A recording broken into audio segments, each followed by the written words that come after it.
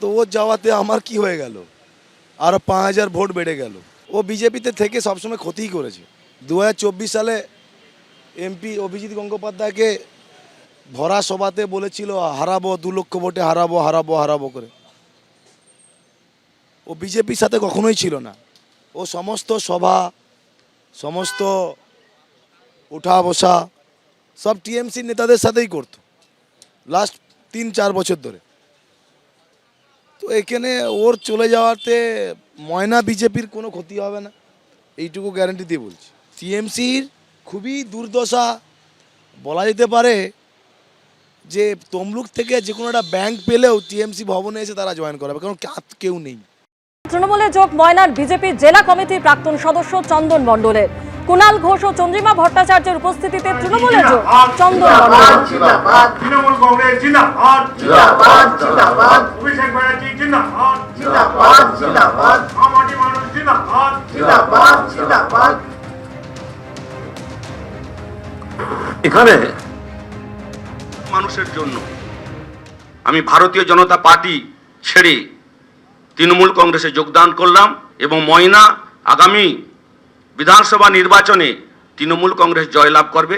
আমার নামে কুৎসা রটনা করলেও কোনো মানুষ বিশ্বাস করবে না, কারণ আমি প্রশাসনিক ক্ষমতায় আজ পর্যন্ত কোনোদিন বিলং করিনি।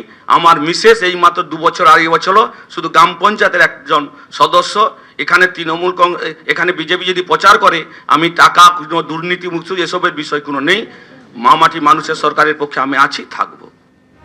চন্দন মণ্ডল তিনি কিন্তু বলছেন যে তিনি দলে থেকে কাজ করতে পারছিলেন না, তাই তিনি তৃণমূলে যোগদান করেছেন, এমনই দাবি করছেন চন্দন মণ্ডল। আজ কুণাল ঘোষ এবং চন্দ্রিমা ভট্টাচার্যের উপস্থিতিতে তৃণমূল কংগ্রেসে যোগ দেন চন্দন মণ্ডল, যিনি বিজেপির জেলা কমিটির প্রাক্তন সদস্য।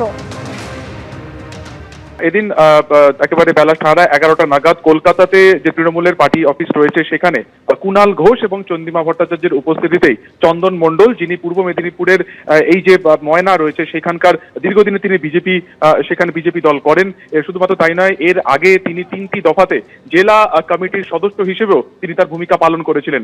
আজকে তিনি তার অনুগামীদেরকে নিয়ে আসেন এবং কুণাল ঘোষ এবং চন্দ্রিমা ভট্টাচার্যের তত্ত্বাবধানে তিনি কিন্তু আজকে তৃণমূলে যোগদান করেন এবং তৃণমূলে যোগদানের পরে তিনি সাংবাদিক বৈঠকে যে 2টি বিষয়কে তুলে ধরেন। এক, যে তিনি দীর্ঘদিন ধরে বিজেপি করেন কিন্তু সেখানে তিনি সঠিকভাবে তাকে সম্মান দেওয়া হচ্ছে না, বাইরের লোককে এনে মাথার উপর বসানো হচ্ছে এবং সেই কারণে তিনি কিন্তু কাজ করতে পারছেন না। এবং দ্বিতীয়ত হচ্ছে যে এই যে জায়গাতে একাধিক প্রকল্প সেখানে কিন্তু আটকে রয়েছে, বিশেষ করে সেখানে অর্থাৎ ময়না অঞ্চলে সব থেকে বড় রোজগারের যে জায়গা রয়েছে মৎস্যজীবীদের, এই সংক্রান্ত বিষয়ে তিনি বারবার বিজেপি যিনি বিধায়ক রয়েছেন তার কাছে তদবির করার পরেও কোনো রকম কিন্তু কাজ সেখানে হচ্ছে না।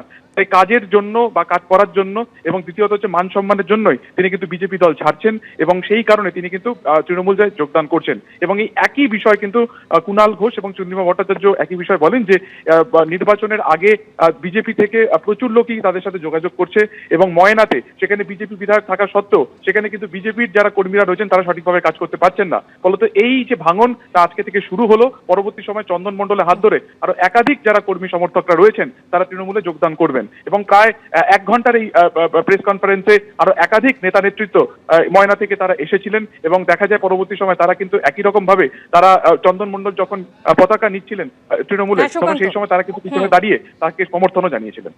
এবিপি আনন্দ এগিয়ে থাকে, এগিয়ে রাখে।